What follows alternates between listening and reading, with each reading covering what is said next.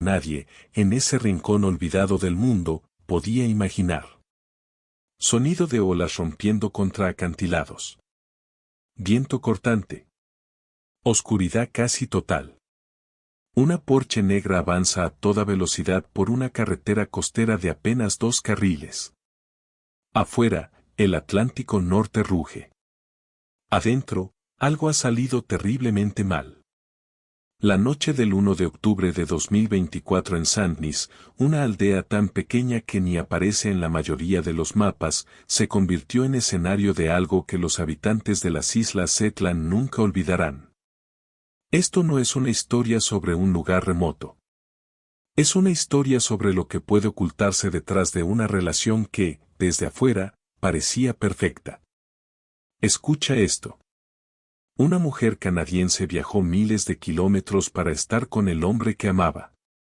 Ese hombre condujo un automóvil al mar. Y cuando los investigadores comenzaron a hacer preguntas, los detalles que surgieron eran imposibles de ignorar. El jurado tampoco pudo ignorarlos. ¿Cómo termina una relación de amor en los acantilados más remotos de Gran Bretaña? ¿Qué ocurrió realmente en esas horas que nadie vio? Y la pregunta que el propio juicio tardó meses en responder, ¿fue una ruptura violenta que se salió de control, o un plan ejecutado en frío bajo el cielo gris de Shetland? Quédate. Porque esta historia no termina donde crees. Para entender lo que ocurrió en esa isla, primero hay que conocer a la mujer que eligió ir hasta allí. Claire Levesque era canadiense.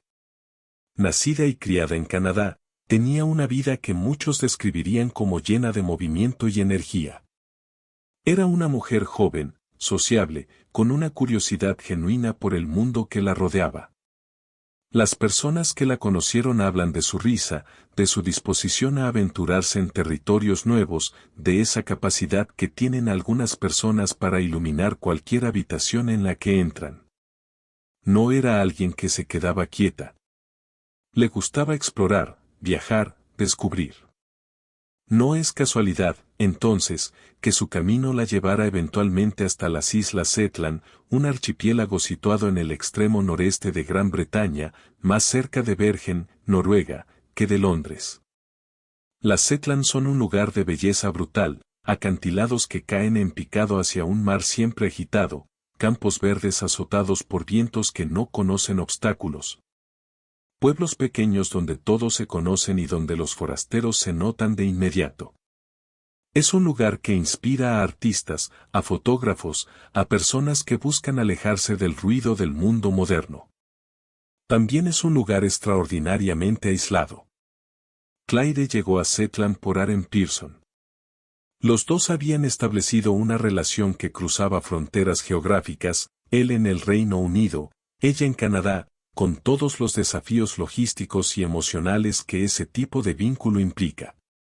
Las relaciones a distancia requieren un nivel elevado de confianza, comunicación y compromiso.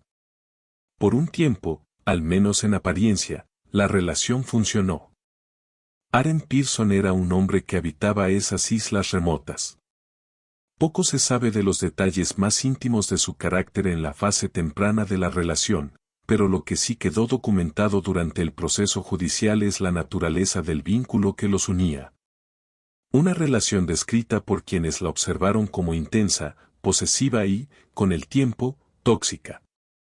Estas son palabras que aparecieron repetidamente durante el juicio, pronunciadas por testigos, analizadas por fiscales y finalmente evaluadas por 12 jurados. Octubre de 2024. Claire Levesque estaba en Shetland. El motivo exacto de ese viaje en ese momento específico, si era una visita planeada con anticipación, una decisión espontánea, o un intento de resolver tensiones acumuladas en la relación, no fue establecido con total claridad pública. Lo que sí se sabe es que estaba en Sandnes, una de las comunidades más occidentales de la isla principal de Shetland, en una de las zonas más apartadas de un archipiélago que ya de por sí está apartado del resto del mundo. Sandnes es un lugar donde el silencio tiene peso. Las casas están dispersas. Los vecinos no viven pegados unos a otros. Por las noches, el viento hace más ruido que cualquier cosa humana. Es el tipo de lugar donde, si algo ocurre, puede pasar mucho tiempo antes de que alguien lo note. Las personas que conocían a Claire hablan de una mujer que disfrutaba de la vida plenamente. Había tomado la decisión de cruzar el Atlántico para estar con alguien, y esa decisión habla de un compromiso real, de un sentimiento genuino. Las relaciones largas a distancia no se mantienen por inercia, requieren esfuerzo activo, requieren creer en algo. Lo que no podía saber Claire, y lo que ninguno de nosotros puede saber desde afuera de una relación que se deteriora lentamente, es cuando exactamente cruzó una línea invisible.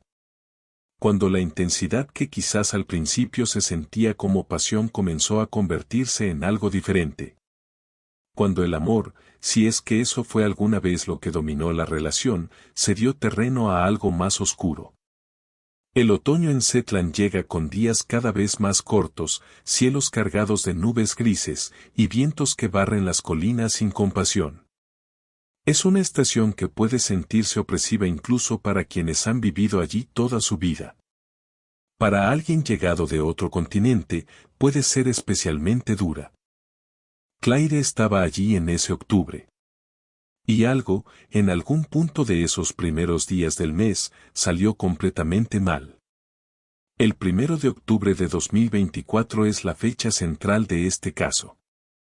Es el día en que la situación escaló hasta un punto de no retorno. Lo que se estableció durante el juicio, a través de evidencia forense, testimonios y el análisis de los investigadores, es una cronología que comienza con violencia y termina con un automóvil sumergido en el mar. Claire Levesque fue atacada en Saint-Denis. El arma utilizada fue un cuchillo.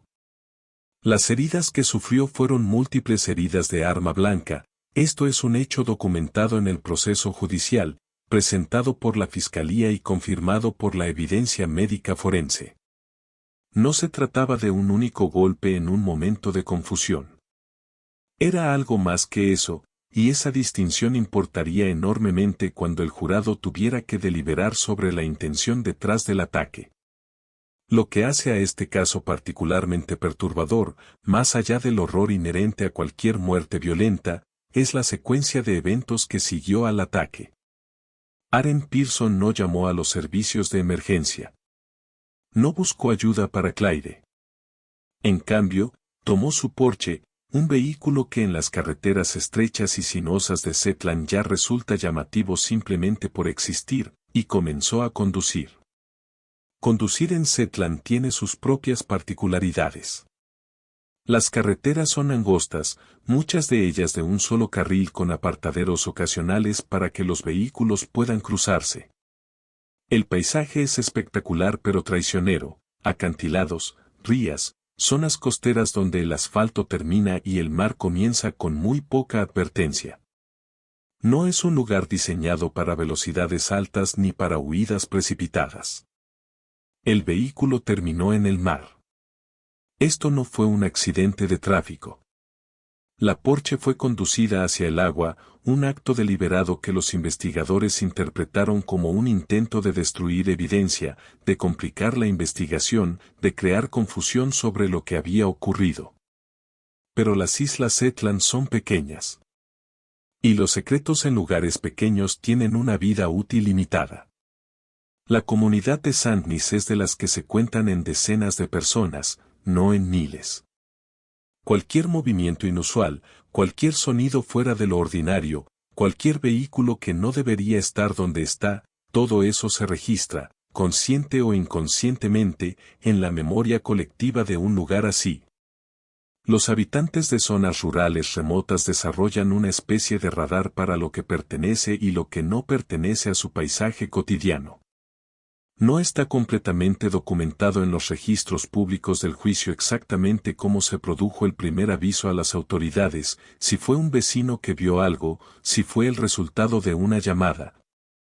Si las propias circunstancias visibles desencadenaron la respuesta. Lo que sí se sabe es que la policía de Zetland fue alertada y que Aaron Pearson fue localizado. La zona costera donde el automóvil entró al mar forma parte de ese paisaje que hace a Shetland simultáneamente hermoso y inhóspito. Las aguas alrededor del archipiélago son frías, turbulentas y profundas en muchos puntos. Recuperar un vehículo sumergido no es una operación simple. Pero tampoco es imposible, y los investigadores sabían que lo que ese vehículo pudiera contener o lo que su posición pudiera revelar tenía un valor potencial enorme para el caso.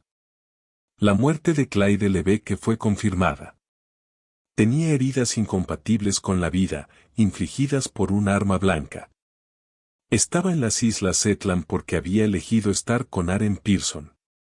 Y Aren Pearson, en lugar de ayudarla, había tomado decisiones que los fiscales argumentarían y el jurado eventualmente aceptaría, que apuntaban hacia algo más calculado que un brote de violencia espontáneo. El escenario que encontraron los primeros respondedores era el de una escena de crimen en una de las regiones más remotas del Reino Unido. Movilizar recursos, preservar evidencia en condiciones climáticas adversas, coordinar con equipos forenses que debían desplazarse desde el continente o desde la capital de Shetland, Lerwick, todo esto requería planificación, recursos y tiempo. La investigación comenzaba con una desventaja geográfica que los detectives tendrían que superar. Pero tenían algo a su favor, en un lugar tan pequeño, hay muy pocos lugares donde esconderse. Cuando la policía de Shetland activó su respuesta al caso, la cadena de comando se extendió rápidamente más allá de las islas. El Servicio de Policía de Escocia, Police Scotland, asumió la investigación de homicidio. La jurisdicción legal en las Shetland corresponde a Escocia, no a Inglaterra. Y comenzó a desplazar recursos hacia un archipiélago al que no se puede llegar en automóvil. Llegar a Shetland desde el continente escocés requiere o un vuelo desde Aberdeen o Inverness, o un ferry nocturno desde Aberdeen que tarda aproximadamente 12 horas. Los investigadores tuvieron que gestionar la logística de operar en un entorno geográfico que añadía una capa de complejidad a cada aspecto de la investigación. Aren Pearson fue detenido. No hubo una búsqueda prolongada, no hubo una fuga exitosa. El aislamiento de Shetland que quizás Pearson calculó que le daría ventaja, resultó ser también una trampa. En una isla, las salidas están controladas.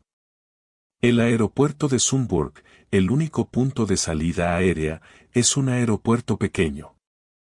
El terminal de ferries de Lerwick es igualmente manejable en términos de control de salidas. Si la intención era escapar, el escenario geográfico no lo favorecía. La escena del crimen en Sandnes fue asegurada y procesada. Los técnicos forenses trabajaron en condiciones que cualquier investigador del continente describiría como exigentes: viento, humedad, temperaturas bajas y el alejamiento de cualquier infraestructura forense de apoyo. Las muestras biológicas, los registros fotográficos, el análisis de posición de evidencia, todo tuvo que realizarse con el rigor que exige un caso de homicidio, independientemente de las circunstancias logísticas.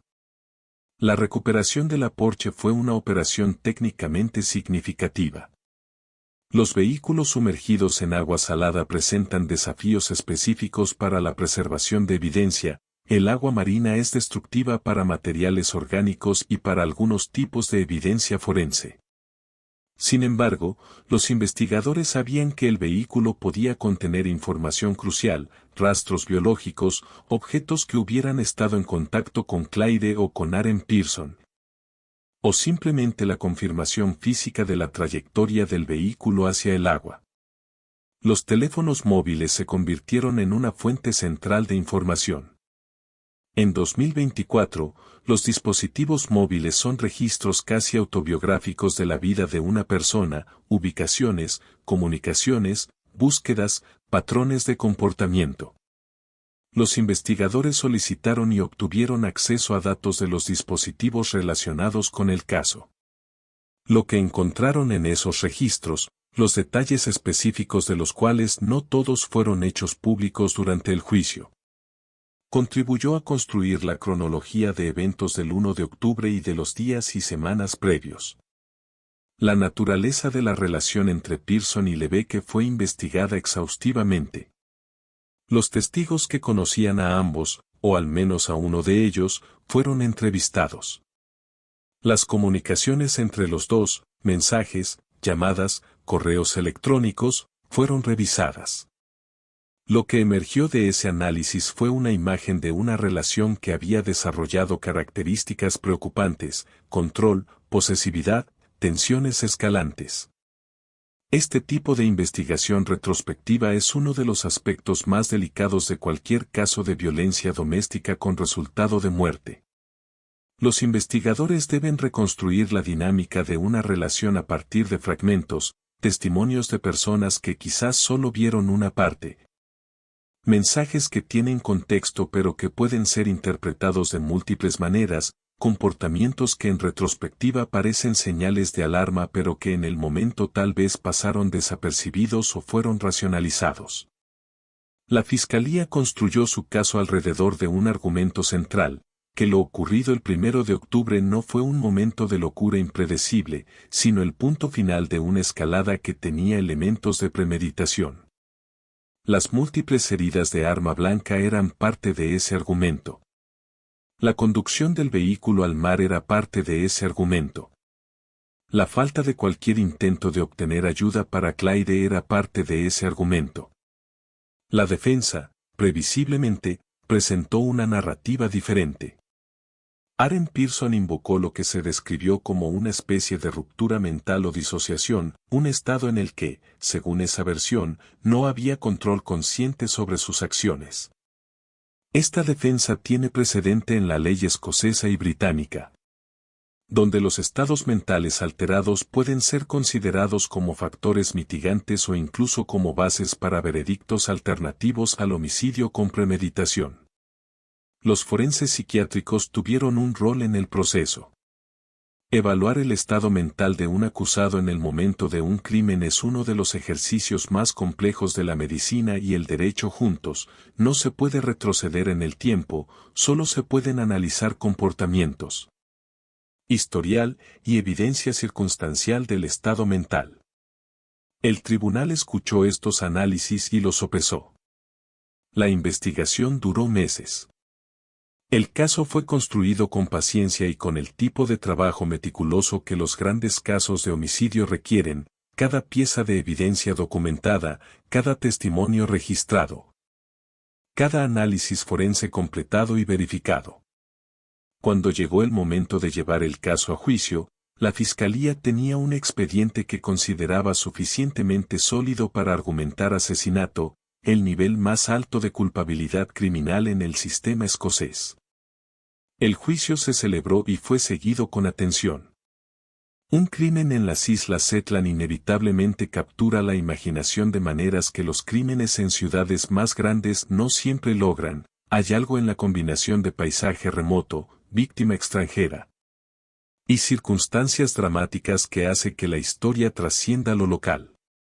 El juicio de Aren Pearson concluyó con un veredicto que el jurado alcanzó tras deliberar sobre las evidencias y los argumentos presentados por ambas partes. El jurado rechazó el argumento de la defensa. No aceptó que el estado mental de Aren Pearson en el momento del ataque constituyera una excusa legal suficiente para reducir su responsabilidad criminal. En cambio, encontró que los elementos presentes, la naturaleza del ataque, las acciones posteriores, el patrón de comportamiento, apuntaban hacia una conducta que merecía el veredicto de asesinato. Aren Pearson fue declarado culpable de asesinato. En enero de 2026, fue sentenciado. En el sistema legal escocés, el asesinato conlleva una pena de prisión obligatoria. El juez determinó la sentencia correspondiente, tomando en consideración los hechos establecidos durante el juicio, la naturaleza del crimen y las circunstancias que lo rodearon. Pearson enfrentará años de prisión, una consecuencia que, para la familia de Clyde Lebeke, no puede devolver lo que perdieron, pero que representa al menos el reconocimiento formal de que lo que le ocurrió a Clyde fue un crimen, no un accidente, no una tragedia sin responsable. Para la familia de Clyde Lebeke, el veredicto y la sentencia cerraron una fase del proceso, la legal, pero no cerraron el dolor. Nunca puede hacerlo. Clyde estaba en Zetland porque eligió estar allí. Era una adulta que tomó sus propias decisiones, que amó a alguien, que cruzó un océano.